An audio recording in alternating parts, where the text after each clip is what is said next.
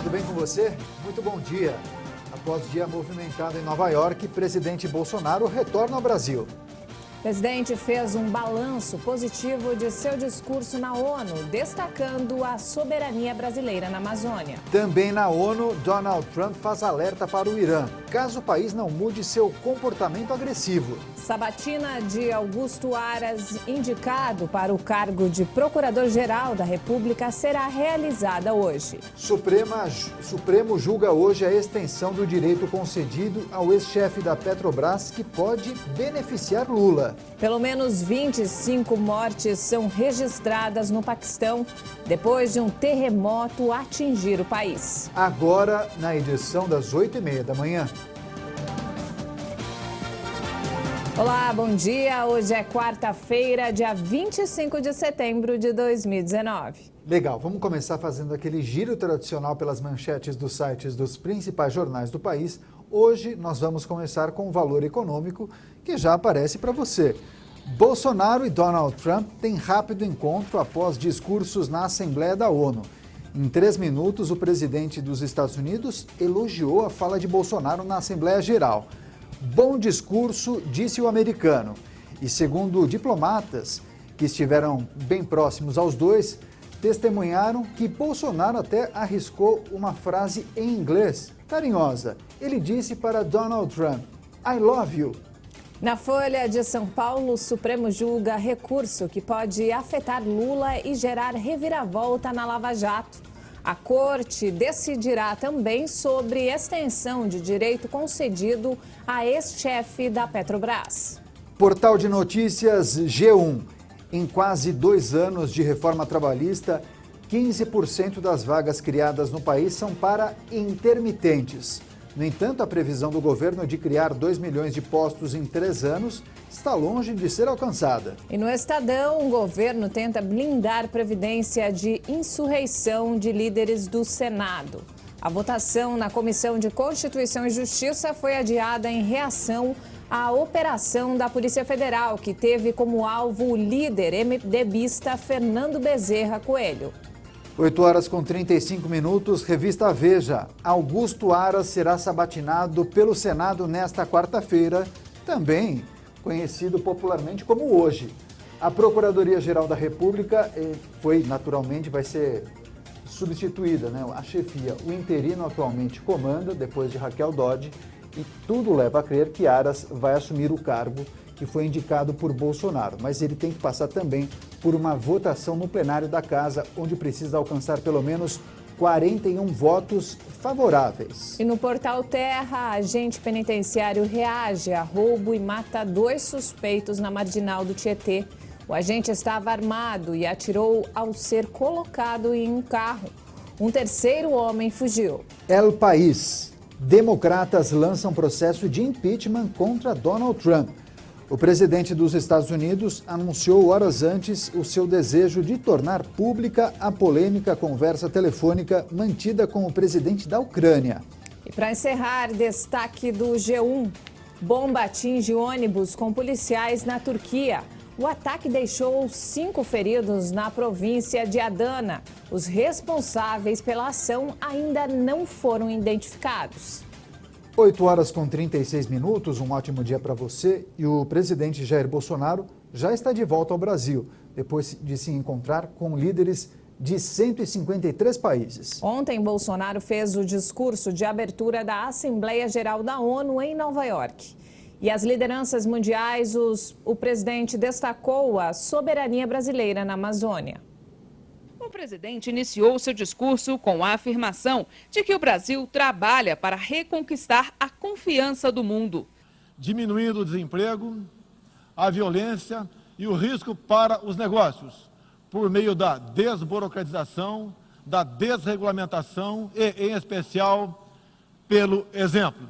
Bolsonaro também falou sobre a crise na Venezuela e o trabalho que o Brasil tem feito para acolher os milhões de refugiados que migraram para fugir da fome. O Brasil também sente os impactos da ditadura venezuelana.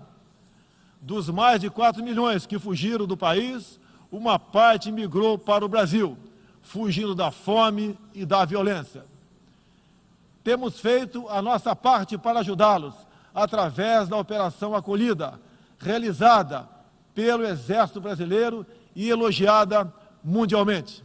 Sobre economia, Bolsonaro falou dos investimentos e acordos comerciais firmados com outros países e blocos econômicos, como o Mercosul e União Europeia, e a preparação para aderir à Organização para a Cooperação e Desenvolvimento Econômico, a OCDE. Pretendemos seguir adiante com vários outros acordos nos próximos meses. Estamos prontos também para iniciar nosso processo de adesão à Organização para a Cooperação de Desenvolvimento Econômico, OCDE. Jair Bolsonaro reiterou que o governo brasileiro tem compromisso com a preservação do meio ambiente. Ele declarou ser uma falácia dizer que a Amazônia é patrimônio da humanidade, que a floresta não está sendo devastada nem consumida pelo fogo. Meu governo tem o compromisso solene com a preservação do meio ambiente e do desenvolvimento sustentável em benefício do Brasil e do mundo. O Brasil é um dos países mais ricos em biodiversidade e riquezas minerais. Nossa Amazônia é maior que toda a Europa Ocidental e permanece praticamente intocada. Ele também afirmou o compromisso do Brasil com a democracia, a liberdade política, de imprensa e econômica. O Brasil reafirma seu compromisso intransigente com os mais altos padrões de direitos humanos, com a defesa da democracia e da liberdade de expressão religiosa e de imprensa. É um compromisso que caminha junto com o combate à corrupção e à criminalidade, demandas urgentes da sociedade brasileira. Em sua rede social, Bolsonaro publicou um vídeo em que é cumprimentado por Donald Trump, que também teceu elogios ao discurso de Bolsonaro. Ótimo discurso, disse Trump ao ver Jair Bolsonaro. O presidente brasileiro respondeu com cordialidade. Muito obrigado, prazer em revê-lo.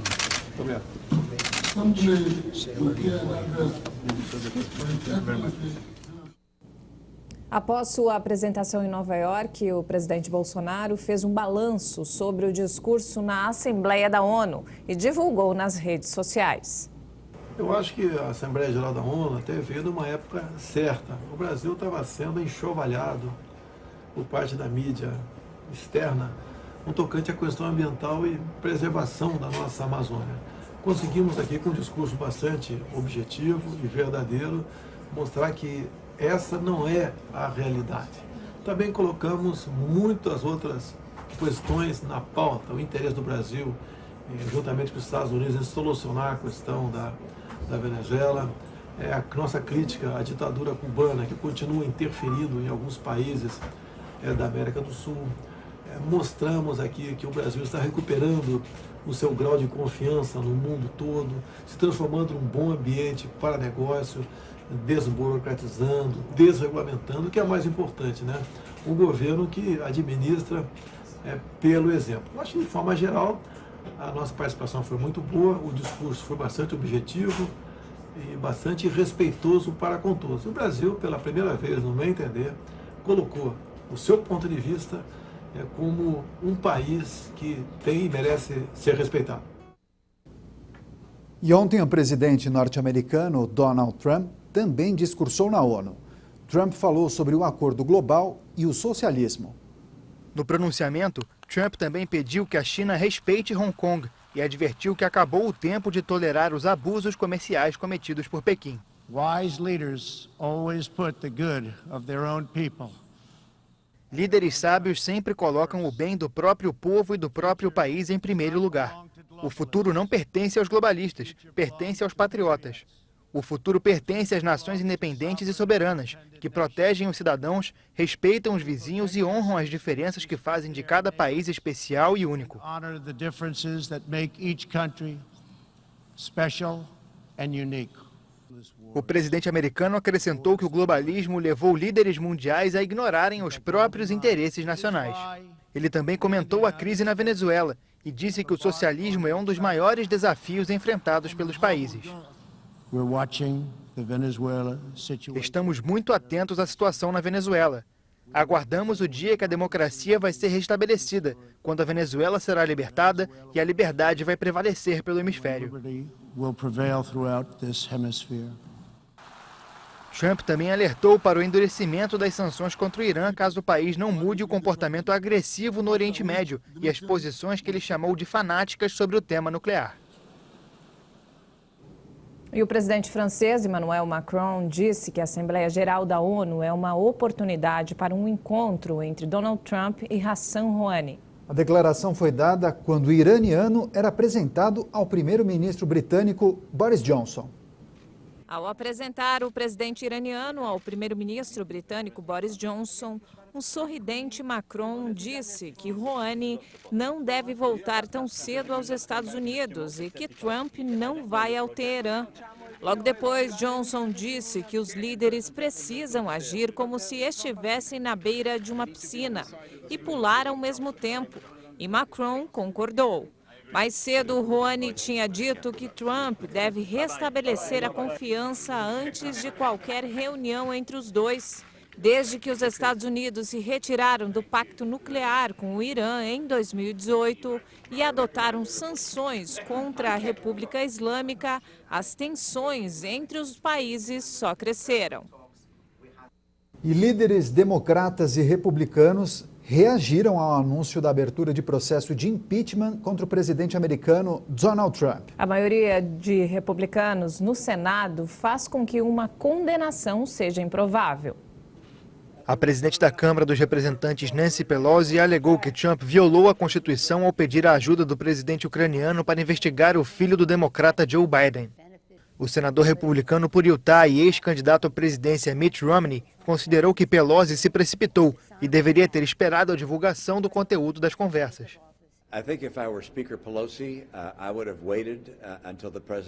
Se eu fosse a presidente Pelosi, eu esperaria até o presidente liberar as transcrições.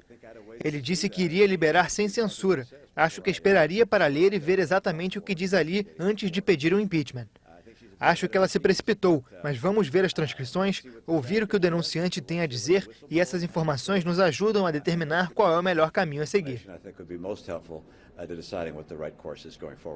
O líder democrata no Senado, Chuck Schumer, disse que a situação é inaceitável. O Congresso foi informado que a administração de Trump está prevenindo o envio das reclamações para os comitês relevantes no Congresso. Esses são os fatos, presidente. A situação que eles descrevem é inaceitável.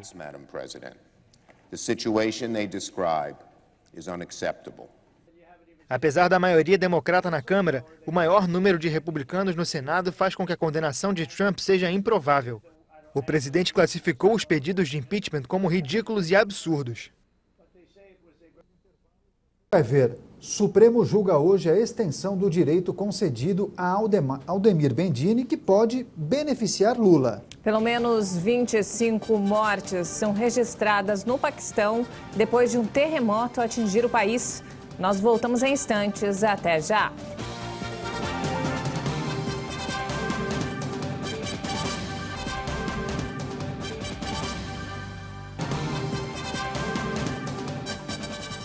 E nós estamos de volta, 8 horas e 50 minutos, e a sabatina de Antônio Augusto Brandão de Aras, indicado para o cargo de Procurador-Geral da República, está marcada para hoje, às 9 horas da manhã, na Comissão de Constituição e Justiça do Senado.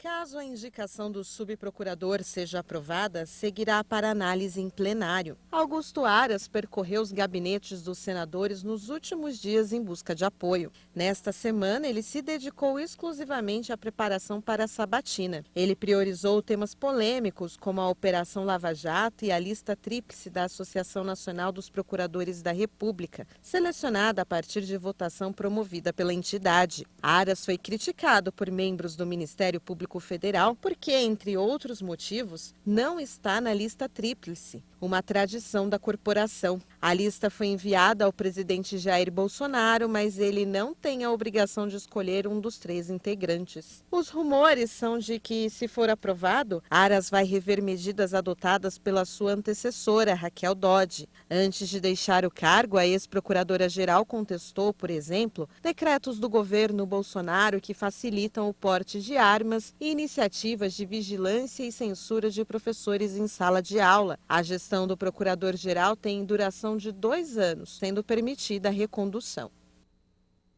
E o Supremo Tribunal Federal vai julgar hoje à tarde a extensão do direito concedido ao ex-chefe da Petrobras, Aldemir Bendini. Como réu delatado, o ex-dirigente ganhou o direito de se manifestar por último no processo. Os 11 ministros do STF vão decidir se réus delatores devem apresentar suas considerações finais em processos antes dos demais acusados.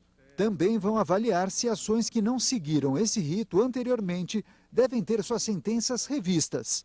O plenário do tribunal foi chamado a se pronunciar sobre a questão, depois da decisão que anulou, em agosto, a condenação, em primeira instância, ao ex-presidente da Petrobras, Aldemir Bendini. Ele foi condenado pelo então juiz Sérgio Moro a cumprir 11 anos de prisão por corrupção e lavagem de dinheiro. A defesa de Bendini alegou que a fase de alegações é considerada o último momento para manifestações das partes antes da publicação da sentença. A segunda turma da corte decidiu que o caso de Bendini deve recomeçar, porque, como réu delatado, o ex-dirigente deveria ter se manifestado por último. Com a decisão, o caso, que já estava na segunda instância, retrocedeu para a etapa de alegações ainda no primeiro grau. O precedente aberto ao ex-presidente da Petrobras levou outras defesas ao Supremo nas últimas semanas para pedir a extensão do benefício. Agora, caso o Supremo concorde que outros réus devem ter esse direito, o mesmo pode acontecer em relação a dezenas de acusados da Lava Jato, incluindo o ex-presidente Lula. Para Lula, tornaria passível de revisão o caso do sítio de Atibaia, mas não o do triplex no Guarujá, em São Paulo. Apesar da importância do julgamento, a decisão da corte não deve reverter em um efeito imediato, já que as defesas teriam que pedir, caso a caso, a anulação de sentenças. Senadores da base do governo e da oposição se articularam para adiar a sessão na Comissão de Constituição e Justiça, que discutiria a reforma da Previdência. A votação ficou para a semana que vem e a decisão foi uma manifestação de apoio ao líder do governo no Senado, Fernando Bezerra, que foi alvo de uma operação da Polícia Federal. O presidente da Casa, Davi Alcolumbre, reclamou de interferência do Supremo, que autorizou busca e apreensão no gabinete de Bezerra e do filho dele por suspeita de recebimento de propina em obras da transposição do Rio São Francisco. Mais destaques internacionais: os legisladores do Partido Socialista do presidente Nicolás Maduro fizeram um retorno barulhento à Assembleia Nacional nesta terça-feira. Foi para encerrar um boicote de 3 anos. Eles gritavam palavras de ordem pró-Maduro enquanto tomavam seus lugares. Tudo sob vaias da oposição, que controla a casa. Juan Guaidó, presidente do parlamento e reconhecido por mais de 50 países como presidente interino da Venezuela, disse que o retorno deles é um reconhecimento implícito do único órgão legítimo da Venezuela. Deputados do Partido Socialista no poder tinham saído da Assembleia Nacional em 2016 após perderem o controle da casa nas eleições. O governo criou a Assembleia Constituinte para tentar reduzir forças da oposição. O partido de Maduro assinou um pacto no início deste mês com os partidos de oposição que abriu caminho para que os parlamentares do partido no poder retornassem à legislatura. E pelo menos 25 pessoas morreram e centenas ficaram feridas no Paquistão depois que um terremoto atingiu o país nesta terça-feira. O fenômeno destruiu prédios e abriu verdadeiras crateras na estrada. As imagens divulgadas por uma TV local mostram o momento exato em que o terremoto de magnitude 5,8 atingiu o país. Moradores correm em desespero, enquanto pelo menos um prédio vem abaixo. Uma nuvem de fumaça tomou conta do local. O terremoto atingiu o norte do Paquistão e deixou mais de 20 mortos, além de centenas de pessoas feridas. As vítimas foram socorridas em uma espécie de enfermaria improvisada no meio da rua. O epicentro do terremoto foi registrado a 23 quilômetros de Gelum e a 10 quilômetros de profundidade, de acordo com o Serviço Geológico dos Estados Unidos. Em Mirpur, cidade que fica do lado paquistanês do território disputado da Caxemira, já perto da Índia, crateras do tamanho de um carro foram formadas. Estradas estão interditadas e o hospital da cidade também foi atingido, o que tem dificultado a prestação de socorro. Segundo o porta-voz das Forças Armadas do Paquistão, tropas do Exército com equipes de aviação e assistência médica foram enviadas ao local mais afetado pelo tremor para ajudar nas buscas por sobreviventes e no resgate. A expectativa é que as operações de resgate levem até 2 dias. As autoridades do país estão distribuindo cobertores, tendas e utensílios de cozinha para as pessoas afetadas. Voltamos ao Brasil e seguimos com os destaques da previsão do tempo e vamos começar espiando alguma região do país. Hoje, selecionaram a região Nordeste. Olha só, imagem panorâmica de João Pessoa, a belíssima capital da Paraíba, Juliana. E esta manhã começa com sol entre nuvens e deve permanecer assim o dia inteiro. A umidade está em 78%, o índice mais alto do que o normal. E a cidade ainda registra fortes ventos. Os termômetros marcam agora 24 graus e não deve passar dos 29. E na sua região, como fica o clima? É o que a gente confere agora na previsão completa para todo o país. No decorrer desta quarta-feira, um sistema de alta pressão atmosférica que está atuando em alto mar na altura da costa da região sul do país ainda inibe a formação de nuvens carregadas em várias áreas gaúchas. Por isso, todo o estado do Rio Grande do Sul e oeste sul catarinense vão ter um dia com sol entre muitas nuvens, mas não há chance de chover nesses locais e as temperaturas começam a entrar em elevação com relação aos últimos dias. No Vale do Itajaí e em Florianópolis, e em grande parte do estado do Paraná, a chuva pode acontecer desde cedo, mas apenas com fraca intensidade. Mas a chuva pode vir forte desde cedo na região de Londrina, no extremo norte do estado, em todas as áreas do estado de São Paulo, sul de Minas Gerais, centro-sul fluminense e em todas as áreas do estado de Mato Grosso do Sul, inclusive na capital Campo Grande. No decorrer do dia, a chuva deve ir ganhando força sobre o leste do estado de São Paulo, inclusive na capital e também na região do Grande Rio. Voltam as condições para a chuva a partir da tarde, mas o dia ainda será de sol e temperaturas elevadas no centro-sul mineiro, inclusive em Belo Horizonte, Goiânia e em todas as áreas do estado de Mato Grosso, inclusive na capital Cuiabá. A recente passagem de uma frente fria pela costa nordestina estimulou a formação de nuvens muito carregadas sobre o leste do estado da Bahia. Nesta quarta-feira, todas essas áreas, inclusive na região de Salvador, a chuva pode acontecer desde cedo, mas com no máximo moderada intensidade e sem risco para temporais. Nas outras capitais da costa leste nordestina, com exceção de Natal e também na região de Teresina, a chuva deve acontecer apenas de forma passageira. Grande parte da região norte do país terá um dia de sol, calor e pancadas de chuva a partir da tarde, mas a chuva pode vir forte desde cedo em todas as áreas de Roraima, inclusive na capital Boa Vista. A mínima prevista em São Paulo nesta quarta-feira é de 15 graus, 12 graus em Curitiba e 19 graus em Campo Grande, e à tarde a temperatura chega aos 37 graus em Cuiabá, 38 graus em Palmas e 31 graus em Natal. 38 graus em Palmas. Tá Calorão, quente lá, hein? Nossa. Não temos mais tempo, ponto final nessa edição. Nós agradecemos demais sua companhia e audiência. E nós voltamos à 1h da tarde. Ótimo dia para você.